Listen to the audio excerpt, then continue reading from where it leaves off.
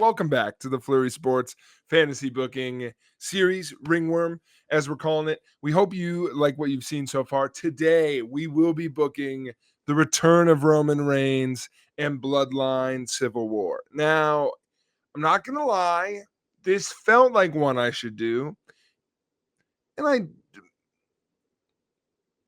I'm okay about it.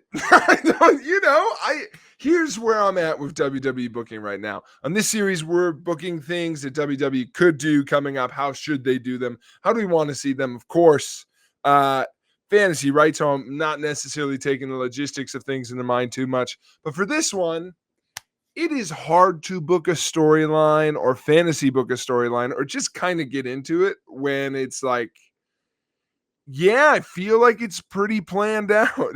Like, I feel like WWE for years was doing shit. So it was like, how should they have easily done these things that they like dropped the ball on? And I feel like we can quibble a bit on, for sure, the Bloodline storyline isn't as hype or as like must watch as it used to be. Of course, I think you can even right now, like if you were like, I'm not that into it, I get it. But when thinking about Roman's return, what happens next? Where do we see this going? I honestly feel like we're pretty laid out. Like, to get into it, I mean, where we're at right now, Roman is out, no timetable, no contact with Paul Heyman, who's going to be a big piece of this storyline. But what we have seen, Solo Sikoa taking over the bloodline, still owing to a tribal chief, telling him what to do. I think they've done a pretty clever, because it was an obvious misdirect, but I think they've been pretty direct and clever with it. So when the other shoe obviously does drop, which is, I think right now, they want you to think that Solo has just usurped Roman and wants this role for himself. And I think eventually, when it's revealed, The Rock is behind everything, and of course was prompting up Solo and setting him up until he can come back. That makes all the sense in the world to me. I think they're doing it in a smart, clever way. I think bringing in Tama Tonga and Tonga Loa from New Japan to join the faction is smart. New bodies, new kind of just dynamics in the storyline, which I think is cool. I like now that all these characters have an edge as we're getting into the story. What I basically want to see from this is I'd love that faction to have more teeth. I think part of what makes it feel a little lackluster now is a good thing going forward, which is I just think we're saving all the good stuff. I think stuff that people are talking about and wanting, this is what makes Arbor Fantasy. I think we're going to get. I think we're going to get a Bloodline Civil War. I think we are very much building to Jacob Fatu, real life relative of everyone involved. I believe other sibling of Usos and Solo is very rumored to be involved soon. Him joining before Survivor Series War Games, whatever that looks like, seems inevitable. So joining that group there, and then the numbers would play out where that would be 4 versus most likely the Usos, Roman, and Sammy at some point. And then we rebuild to Roman Rock, probably Rock Cody at some point. And then, all the layers as people turn face and all of these other things and people come together and blow up. I think it's very well set up and I'm excited for that. And that is not what I'm doing for this video. Screw it, right? Let's just give it something different. Because here's my thought. I want all of those things. I think we're rushing that. I think because we are being like introduced new people to who we haven't yet invested in the storyline, because we're attaching Bloodline to Roman's reign, which we were done with, rightly so, and that lasted like 5 years or whatever. I think we're a little sick of this before it can get going, but I do think like to think that all of that could come to a head at this Survivor Series, and then we, by the time Mania comes around, like we're rooting for Roman again versus Rock is interesting, or do you have them do something else? So I I'm going a bit of a different direction. And to start the video in a weird way, I'm going to tell you now, Paul Heyman, kind of the linchpin of what I'd like to see in the near future, right? But I'm going to actually start with the distant future. So I don't want you to think that in my booking, I'm not going to do all the things we definitely want to see, because I want to see that Bloodline Civil War match next year.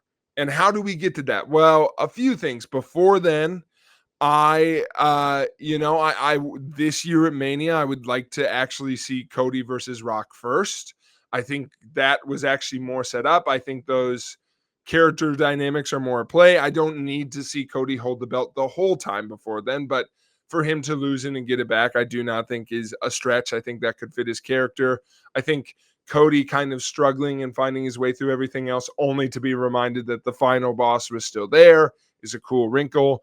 And we're going to talk about how we get to these pieces, but I would also at this WrestleMania have Roman versus Seth. I think I've heard a lot of chatter online of like, yes, we've seen them resolve the Shield conflict a million times already. In that moment, WrestleMania wasn't like a real callback, but I think we've reestablished that it's a pain point for Roman, and I think it makes sense storyline wise that he needs to resolve that first and resolve it within the bloodline dynamic. Like, I think it makes, why would they let him resume the tribal chief quest if they were kind of manipulating him, which is what I'm setting up, before he could prove he was done with Seth. So I think that matchup makes sense to me at Mania. It gives him something to do. And then I got Rock versus Roman at SummerSlam.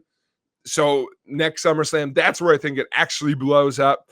And then, of course, that gives us our Bloodline Civil War, not at this Survivor Series, but next Survivor Series. And then finally, I think we could get a rematch at Mania the following year, where you can either do, if you do along the way different matches, you could do this differently. But I would have it that Mania. So now we're 2 Manias away. I would have that be a Rock Roman rematch at that point, and that time have Roman go over, maybe babyface, or a totally different dynamic with Cody in the mix. I think you could go a bunch of different directions. But my big claim for this video, and this maybe people will be out on this already, is I think we need to stretch this out, which is not something I thought I'd be saying about the bloodline. But here's why: we need new life in this. I feel like these are good storyline beats, but rushing into them will not make us more excited about them. In fact, because we can see them coming, I found myself in this video being like, yeah, I guess we're going to get Rock Roman, huh? And like, that should be all-time match levels for WWE. So instead, we're going to build up to it. And I think I've got a fun idea for this summer into this Survivor Series War Games that hopefully leads us to those points. So remember that. So your question being right now is, how in this storyline I'm setting up are we going to get to a point where Roman and the bloodline aren't actually blown up this year? I am going to kind of be setting up where it's actually Roman who's going to be a little manipulated. Here's my big thing, right? I think it would be a real detriment to, like, it, I don't want to see Sammy and Jay rejoin Roman at this year's Survivor Series without a lot more time of Roman that I think we'll get this summer, because I think when he comes back this first time, it'll be very sudden. I don't think he'll be on TV a lot. I need more time of him winning them back over. I need that built up a little more organically for me. Them just coming in to fill the slots on a War Games match right away feels a little wild, versus like if we do a different War Games match this year, it very easily sets up another one where you could be like, well, now it's the actual bloodline. So of course we're going to run it back. So I think it just fits more organic. And to get there, we are going to start at Money in the Bank. So moving past Clash at the Castle, in this storyline, here's the big things you need to know. At Clash with the WWE title, because this part will kind of be involved, because again, Paul Heyman is the linchpin of this summer. I think they've set that up already very well.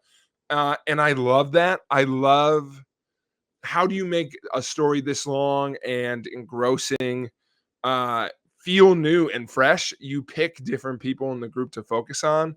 Paul Heyman has always been one of the best parts of this story. And I think if we give him, I think some people are a little annoyed at him right now because it's like, oh, poor Paul Heyman. But I'm going to kind of exploit that a little bit.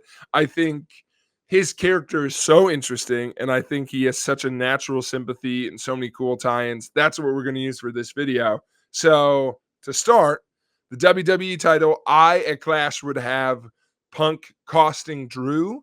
I think a lot of people are predicting that. As you see this video, that could have happened a bunch of different ways. I will tell you right now, it doesn't necessarily matter. The big piece here is for this pitch, I would have Punk being involved in WWE title picture.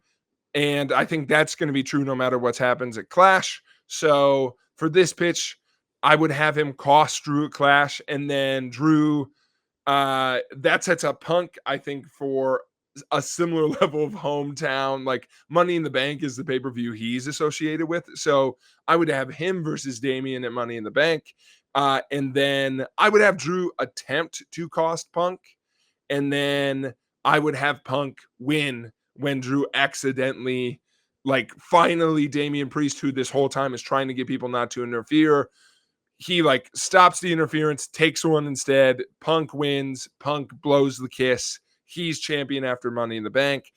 I think that's a cool little wrinkle in that story, and it sets up this one well. So that's kind of the shenanigans involved on that side. So not only did Punk cost Drew, but then he won kind of underhandedly thanks to Drew accidentally and Money in the Bank.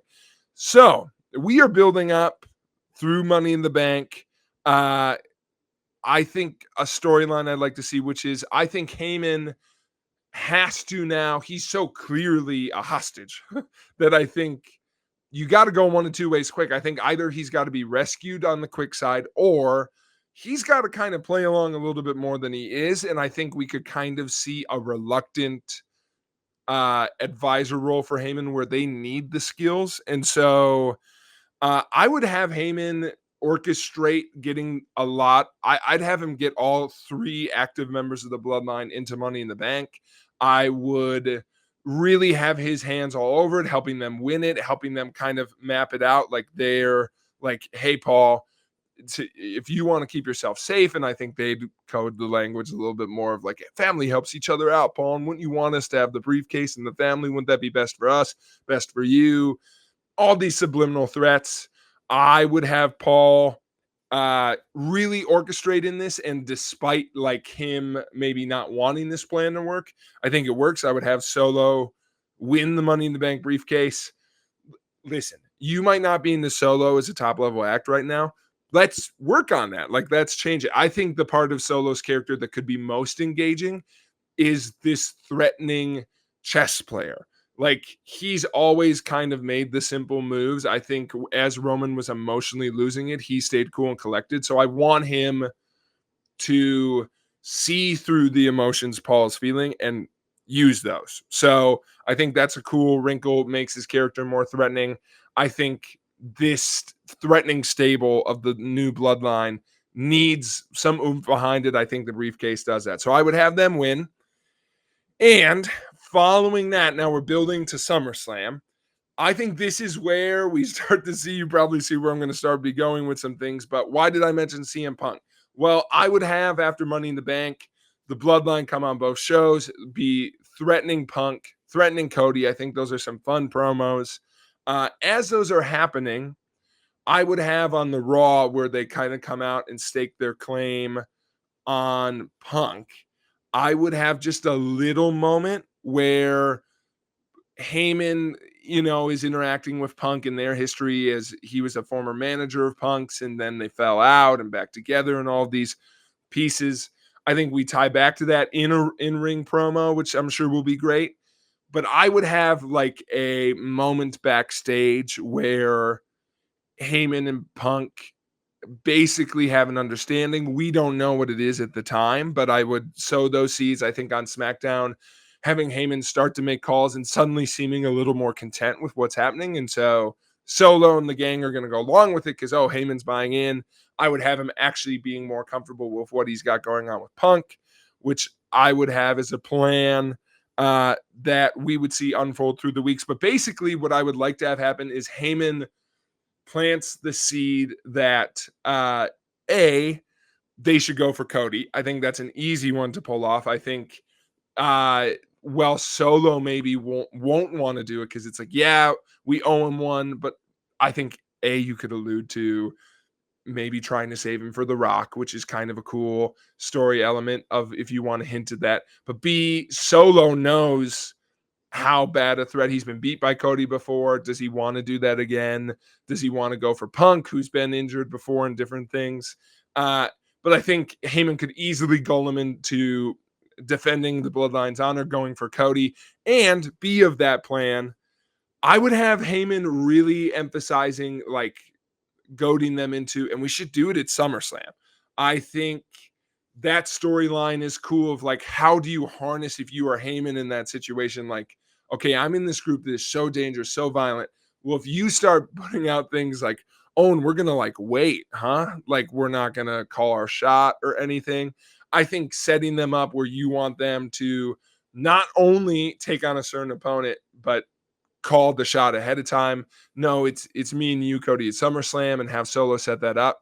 I think that being very kind of obvious to the audience that that was a deal with Punk, that Punk was like, I'd really like if I didn't have to worry about this while I was worrying about Drew.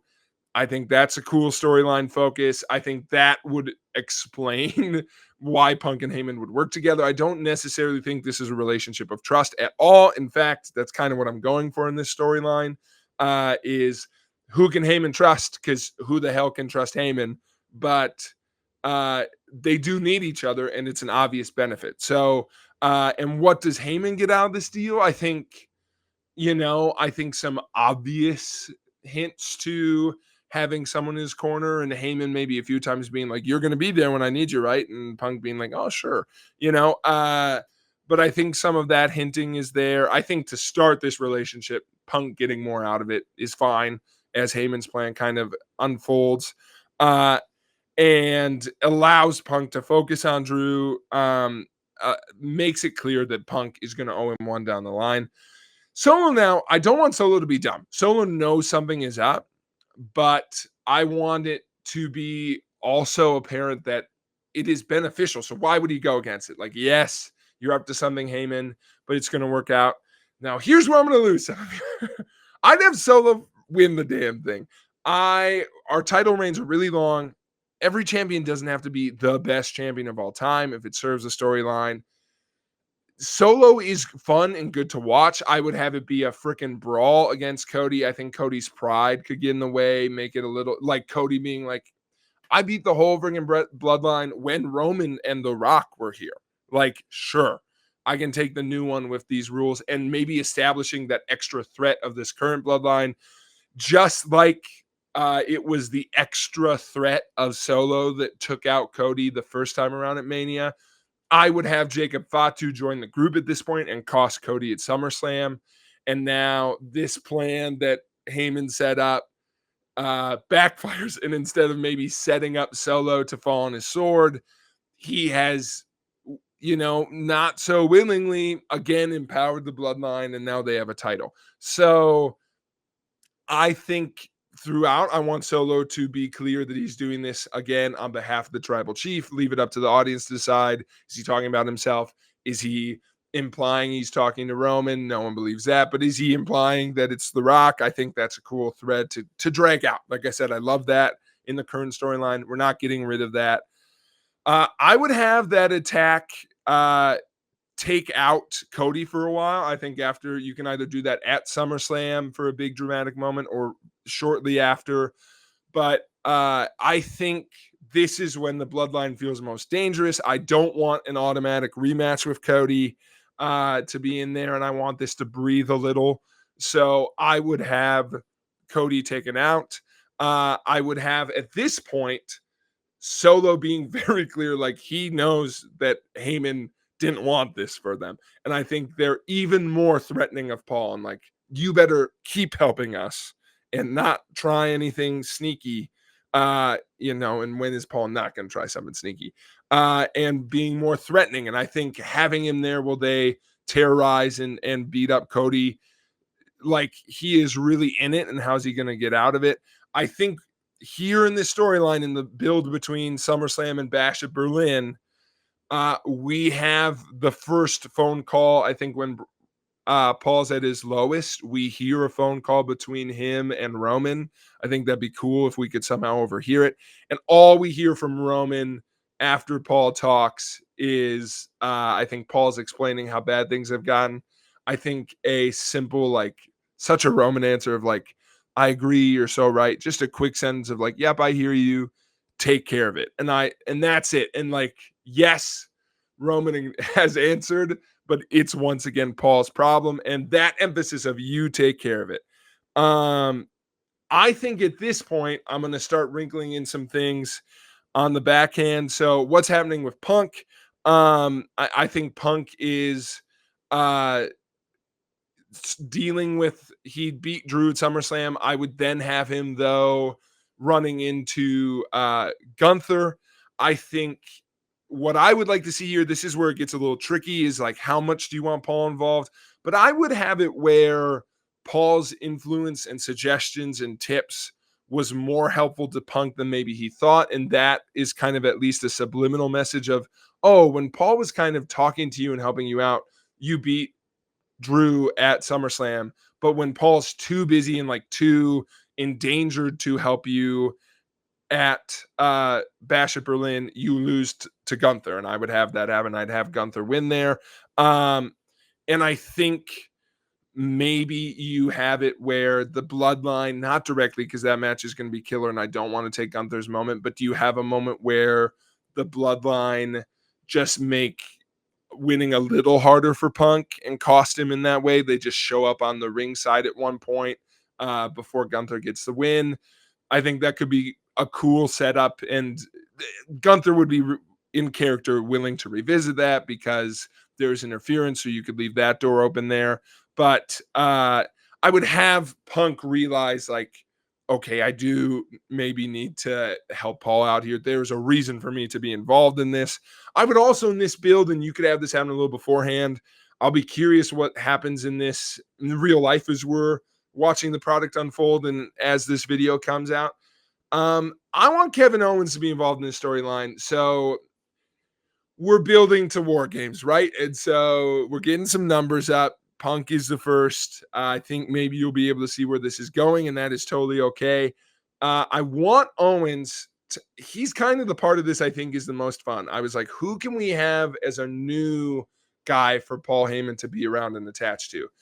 I think we've seen Paul Heyman. I think the natural urge is to put him with someone. I went back and forth. I had a whole draft where I was like, it's Braun Breaker. And I feel like that makes sense. I think sometimes with Paul Heyman, we look around and go, who here most resembles Brock? And I think that makes sense. Him and Brock are a perfect pair. There's obvious reasons why you put him somewhere there. I don't think Braun needs him. I don't want to insert Braun in the storyline, to be totally honest. And actually, I think what we've seen with the Roman character is so much more interesting to me to tap into, which is let's put Paul with someone who is established and has a lot of history and character behind them. And Paul is just a vehicle for the audience to know, oh, it's go time for this character, like new blood, new life. I think Owens could use that. And I think for all the people who know how at his peak, just unbelievable Owens can be, when he's got the right character and build behind him. That's where I'd like to build this to. So I think in storyline, these seeds are planted. Paul is has been trying to warn Owens. I think it's become very clear that that's genuine. I don't think Paul wants Owens to be more involved and hurt. He does not know how to control this bloodline. I think it's been a little too altruistic for my taste for Paul Heyman. I would have it be more a wrinkle if he uses that now to start to be in Owens' ear, maybe we can take care of each other. And I would have that be building in the background, and maybe, he's redirecting this new bloodline's attention away from Owens. He, on the DL, I don't know what that would he be DMing him? I'm not sure. But he's kind of building Owens up, getting him refocused. I think a meaner edge to Owens and be like, why do you care about this shit? Worry about your own shit and take care of business. Like that's you at your best. I think that no nonsense, I just want to fight people. Owens is him at his most compelling. Paul can definitely tap into that. I think you do that very indirectly for now. That all builds up at Bash at Berlin. I would have that at that moment when Paul's at his lowest. Like, what is the bloodline going to do? Who step is in? I would have now Roman has said, take care of it. I think plan A for Paul, and we're going to be talking about all of his contingency plans here, is he's been setting up Owens. And I think Solo won't necessarily be surprised by that. I think that fits into his character. I think we do Owens versus Solo at Bash. I think that feels like an appropriate level feud for that. I am going to have Owens lose, and I think there's danger to having Owens like lose a lot in these recent feuds, especially to the bloodline.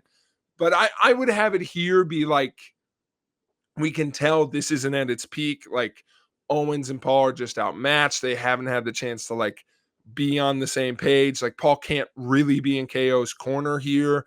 I think we have a moment that's a good near fall where Paul chooses KO and KO loses. And I think then it's clear like, oh, both of these two are going to get whooped. I would have Punk come in then and now realizing he needs to be involved, I would like it benefits him as well. And now like he can't move on until the bloodline are handled.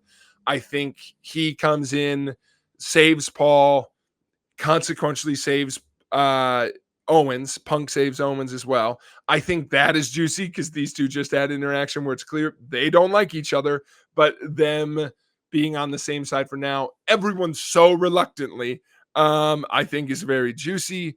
And then I think we have Heyman start to allude to, I guess it's time for plan B. So they move on, and Crown Jewels next. I would have at this point, we are building to as like, what is this plan B? Everything that's happening.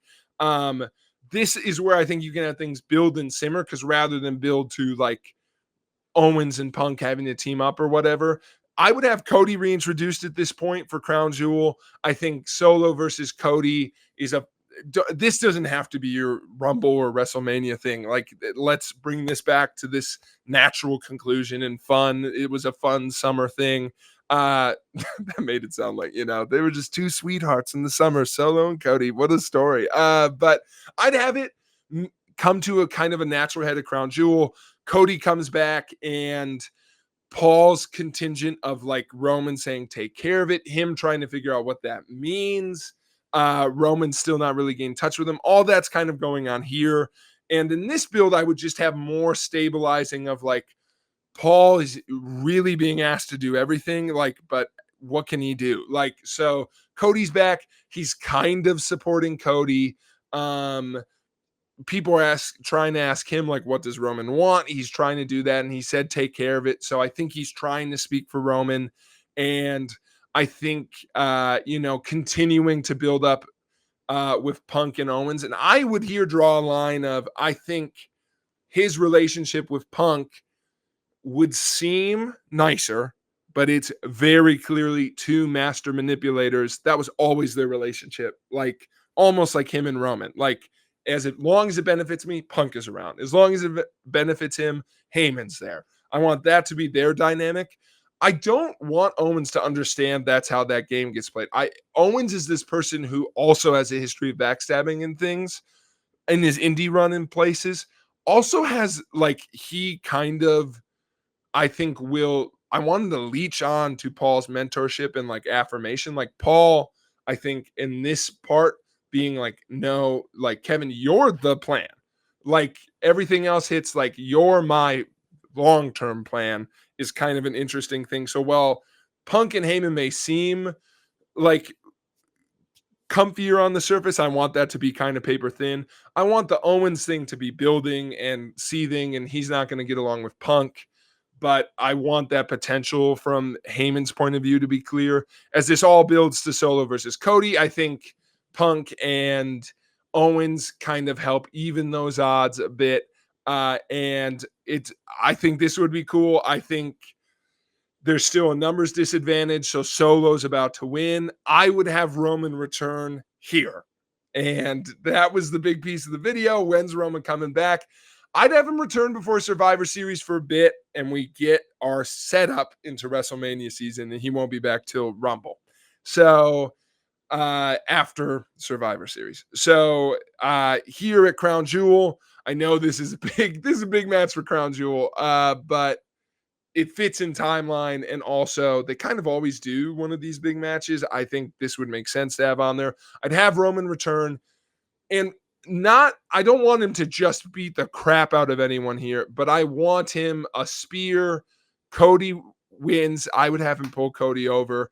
I think that's a nice through line you can have with stuff I have coming up. I think Cody hates that. I think Roman after this, by the way, is not going to go straight into a Cody feud. And I think Cody also hates that, where Roman's like, what? I don't need to fight you again.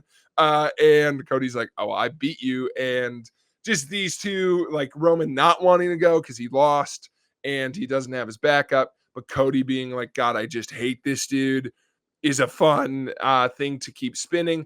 But I would at this point, now Roman is back, Paul's relieved, but I would have just this moment at the end of the show where, Roman doesn't look super pleased with Paul. And the last piece I had on all of this is now Paul is seemingly like Roman is there, KO's there, and Punk is there. And Punk's big piece is he's the one, like, he's not going to pick a fight he can't win. And that is kind of the storyline I want underdrawn here. Now we are building to Survivor Series War Games. I am going to have it be a War Games match. Roman's said take care of it, but now he feels like he needs to. So he's reinserted himself. So again, Paul's done pretty much everything Roman's asked, but of course it's not enough for Roman. So Roman comes back and declares at Survivor Series, he's not like breaking up this group. He will even compliment Solo, and I'm happy you've bolstered our strength and our bloodline, but you forgot what's the point of building a better table if the chief isn't here to sit at it? I think really diminishing all of this hard work to like, all you're doing should serve me. Like, it's great, but what is the point if I'm not benefiting from it? And that level of like, Roman is not saying you're donezo forever, but I think Roman will be like, I wasn't telling you what to do. And I want Roman to read this the way no audience member has, which is Solo is doing this by himself. And I want him to be like, you can't just take over when it's clearly The Rock. But and so this is going to be a statement. So I think Survivor Series, and I think I want Roman to be like, all right, we're setting up a match. Paul, get your two goons, and KO, especially having to work with Roman, is juicy to me. Punk reluctantly joining in because he thinks he has some odds, but it's a 4v3, and Roman thought that with him there, they wouldn't maybe fight back as much, I think is kind of a neat storyline. But now that he's inserted himself and they're not backing down, it's got to be taken care of. So Paul once again brings up Plan B. And I think here in the build to Survivor Series, Roman's like, of course, Plan B. Why haven't we done it yet? And Plan B, of course, B for Brock. I have Brock Lesnar come back in the build up to Survivor Series. Once he's in, we let the worst kept cat out of the bag. Guess what? We have 4 guys. You have 4 guys. It's War Games, baby. And Paul has set that up. He's doing this. This is what Roman wanted, right? Take care of it. So we're taking care of it. When Brock returns, mayhem. I just want him laying people out. He very much is not good teammates with Punk or Owens, or especially Reigns. I think him being really buddy with Roman is comedic gold here, and that's what I would do. Is like, he comes back and it's like, nice to see you, buddy. Like, glad we're on the same team. Like, all of that is a very fun build. I would have this be kind of a last hurrah, like a week or two before Survivor Series. That build between Crown Jewel and Survivor Series is pretty long, so you have time to build these things in. But it's Team Heyman. versus and all of these Heyman guys, which I just think is so fun versus New Bloodline. That would be the War Games match I do this year. That's my big pitch for this video. Surprise.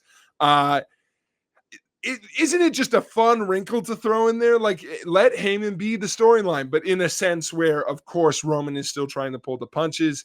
I would have it be very clear that Roman, while Brock was obviously the right move, Roman didn't pick it and doesn't trust Brock and is still afraid of him, though he won't admit it, of course. So he's not like, I don't think he's in on the war game plan. And I think you can maybe even have him say, like, we'll see if I participate. Like, you should be able to handle it, right, wise man? And I think we set that up. And so we go into this war games match, and it's Reigns, Lesnar, Punk, and Owens, and versus the New Bloodline. New Bloodline is at this point hopefully an established threat. They are a well-oiled, cohesive unit. This match is to get them over as much as anything, and how dangerous they are collectively. And most importantly, subtle thing to point out here, and I'll point out later, get it over to us, the audience, but to get it over to Roman. This is Roman's tryout. Like, he gets to see this team in action, because as this match goes, as I mentioned at the start of this video, I'm not going to have Roman here totally fall out. So they're going to win him back over, and this match helps show that in a way. So that's why they're there. I think Brock's motivation at this point, pretty clear. I think he's always been in it for a bag of cash. Heyman offering him up, great. And not so surprisingly, we'll get into it, Brock's here for mayhem. He knows what Heyman's done, but Heyman needs him, not the other way around at this point. And so he's playing along for now. Will it last? We'll see. Punk is benefiting, and now all these big honchos are around. He thinks he can win. That's why he's here. And, you know, he, from way back, I think we have it drag out like, you owe me, you owe me, you owe me. This is Heyman's favor called in of, you're participating here. So Punk, being that, you know, how loyal is he? Owens not liking anyone. So I think that thread of what will Owens do when he does, like, he hates Roman, he hates Punk, him and Lesnar, I think you could maybe be a little buddy if you want to go buddy cop, but they've had some interaction. So them not getting along a little bit also makes sense. But I think everyone on this team smelling like, how the hell is this going to work, is what I want to be clear. Like, this is an awesome team. It's not a team. And if anything, Paul Heyman holding them together is what I find most interesting, because now that we're here at this War Games match, I would have the stipulation be, if Team Heyman loses, and I would have Roman add the stipulation, Heyman leaves, Solo would say that, like, Heyman leaves SmackDown, and I'd have Roman agree to that. And, you know, if they win, the bloodline falls in line, I think is also a cool wrinkle. So there's some stakes here. I think them having something to fight for Heyman's sake is cool. But what is Heyman's, like, I kind of like this, like, over the years, we've seen Heyman get beat up a bunch. Heyman is not a great seller, especially at this point. I don't think this storyline building up to Heyman, you know, getting splashed by every member of the Usos family is necessarily satisfying to me. I think it's cool, but, you know, is that going to be the big spot that I want to see him get his reluctance?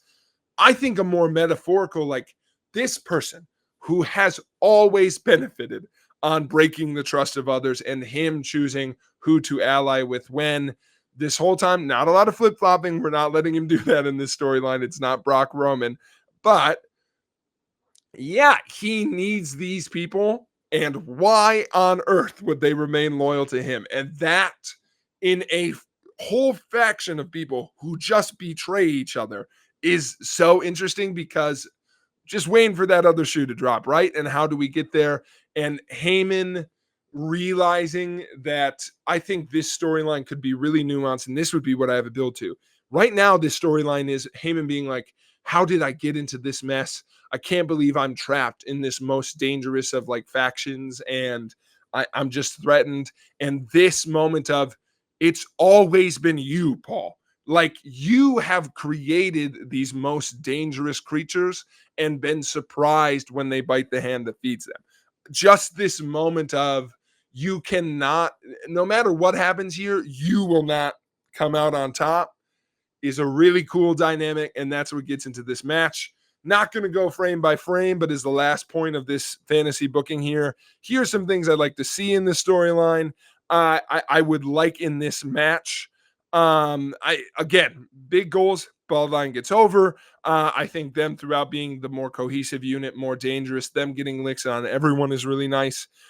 I would have to start, I'd have KO out there, him kind of being the one who's willing to put his neck out for Paul.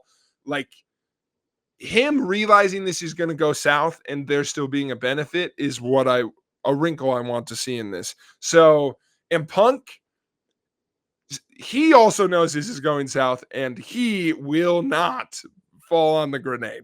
So him being measuring in all of this too, while being like, yeah, Paul, I got your back.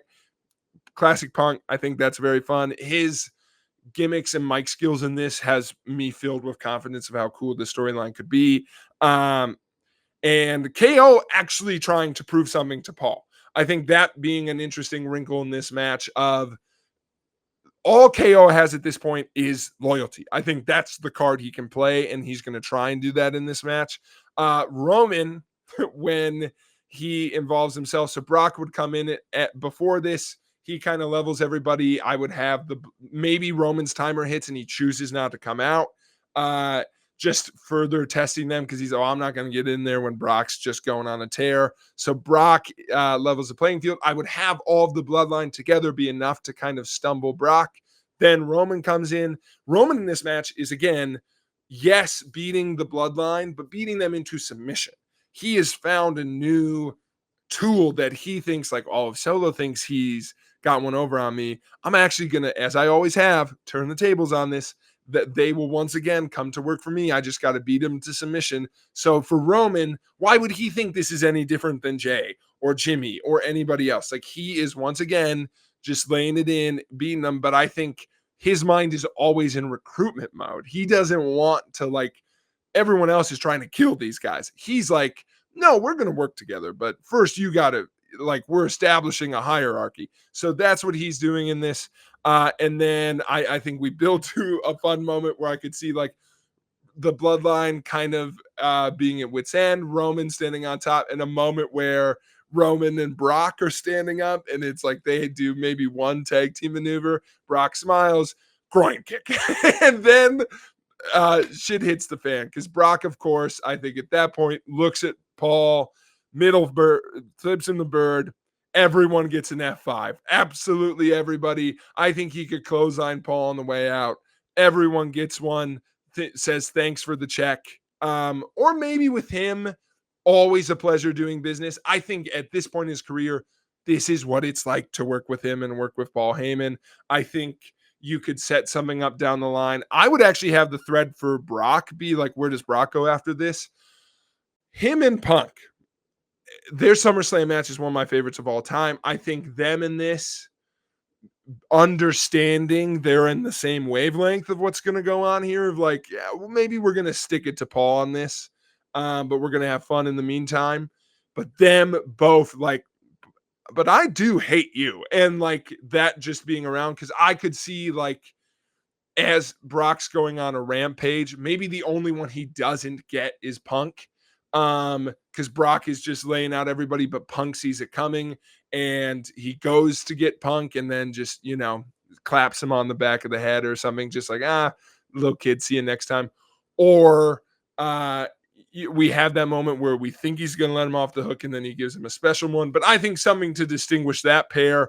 Well, Brock is just left. Paul gets laid out. Punk's gone. Punk's out. He's not sticking around for this. I think this is the moment, and I think this could be lame, but if they tell it right, this would be the match to do this in. Everybody leaves Paul. Because of course they do. That is what Paul's done his whole career. That's what he trained them to do. Punk leaves next. Um, I think if you want him to do parting shots on the way out, you could. But I think him just getting out of Dodge before Brock gets him is smart. It's cunning. It fits into his character. Him saying to Paul, who's maybe laid out in the way, like, we're even, fitting, telling. He leaves. And then I think there's a moment where, Roman has kind of been beaten up by Brock. He's in there. KO realizes it is him and Roman and the bloodline. And Roman, this whole match has kind of been like, he's kind of been recruiting. Like, he's not like, should I be here? And I think KO having an opportunity to leave and choosing not to, and KO being the one who's like, all right, Roman, let's do this. They try and mount a final comeback for a moment. And then I would have KO almost do it like this surprising turn of events where KO is really showing his stuff and kind of sneaking away with like, wow, he's like really impressing everyone here. Reigns turns on him. It like this is where he wins everybody back over, because I would have Reigns at this point. Owens is about to win. Reigns, you could do this in either order. Reigns spears Solo. Reigns spears Owens. He pins Owens with Solo. The one who stands on top, of course, is Roman. He's the only one who wins. That's how he likes to do it. I think this is Roman's crowning moment before things get really bad for him in the storyline. Paul's out of his hair, and I think we have a moment where it's like, thanks for everything, Paul. I think before Paul can just get killed, I'd have Owens go with him, have him get out of there. And that would be where I kind of end this match. You have Roman now to set that up more clear for you all. Roman is kind of back. I'd have him in a similar role where he is now communicating through Solo and the other bloodline members. I think there's enough of them at this point. I don't think you need Heyman there as a talking piece. I think Solo can do that. I think that's kind of what they've been building to, is we don't need you. So as much as Roman can be around, great. But otherwise, like, okay, cool. We've reestablished. We're going to build to this. I would then at this point, like, we're on the same page, right? And we're clearly not. Roman doesn't get that. I think you could have Heyman warn him, but he's not going to listen. The only other wrinkle I have left in that storyline is I'd have all of that build to Rumble, and I would have Rock return at the Rumble. And the plan was for the bloodline to win, but it wasn't going to be Roman. He just didn't know that. So I'd have Rock win. I think Rock eliminating both Cody, who I think could be chasing Gunther at that point, could be a fun way for him to go. That might be what I do in this fantasy world. And then eliminating Roman is fitting. And you could have Rock be like, way to distract him, buddy. Like, we're a team, right? Go bloodline. Stupid L thing that he does. And then the final boss is back, and then they're manipulating him into going for Rollins instead. Oh, good. And then, eventually they do turn on Roman. But I would have Roman return in a similar role for now, where he can't tell that it's already over. I think that's an interesting story to tell with Roman. Is everyone else know, like, they won't have the title. Solo's already won it. They're clearly not loyal to him. But Roman's like, well, if I can just put the pieces together, of course. And not giving credit to anyone, because Heyman won't be there to keep people in line, to inform him on things. He doesn't have his most loyal soldiers there. I think that's a fittingly unaware but dangerous spot for Roman to be in, which I think is such a cool spot for his character. Brock is a loose cannon. I think his storyline being that is fitting. That's what he is at this point. I think him coming back and just these capacities is perfect. Oh, I didn't say this right away. I'm going to say it now, and I'm sorry if you've already commented on this or react or whatever. He's not on TV right now because of allegations. If those are true or borne out or worthy of, like, I could speculate on what I think is true on those, and maybe it's naive of me to even be like, they couldn't be true. I would like to think that these allegations were brought forth with merit. So if they are true, and he was involved in the pieces with McMahon that were alleged from our understanding from media releases. Don't do this. Don't bring him back. I like Brock. I think he's a cool character. I don't need to see him on my TV screen ever again, if those are true, or anything in that realm of things being true. It's not worth it for this or any other storyline. That is not what I'm getting at. This is fantasy booking. I think no bigger fantasy than him being cleared of all charges and being able to participate on a clear conscience. Woo, I also think he will in reality probably eventually participate in this project again on a less than clear conscience, but that is not what I'm rooting for. So I'm not just, this isn't a business as usual. Well, he's coming back anyway. Let's throw him in here piece. If he's good to go, use him. If he's not, please don't. That's my take on it. But I'm sorry I didn't say that right away. So that's the last piece with Brock.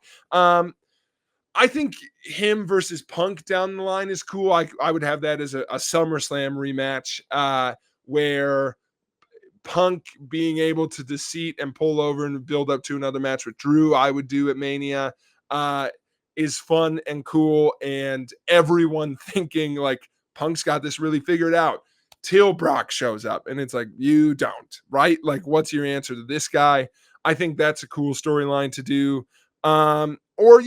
As characters get wavy, maybe he's another obstacle for Roman to go against as he would slowly figure out his conscience. That could be cool too. But I would have in a few weeks, it being pretty obvious that Paul's going to try and get a job on Raw. I would have for a couple weeks them not wanting that. Like, what if the Bloodline retaliates? Why would we bring you in? Again, this idea of like, Paul, why are we doing you any favors? Like, after all the harm you've done. I would have eventually Owens being like the negotiator in this. And it's like, well, I will also go over to Raw if you let Paul join me. And that will kind of be like, I'll do you a favor because I will be here and I'll vouch for him.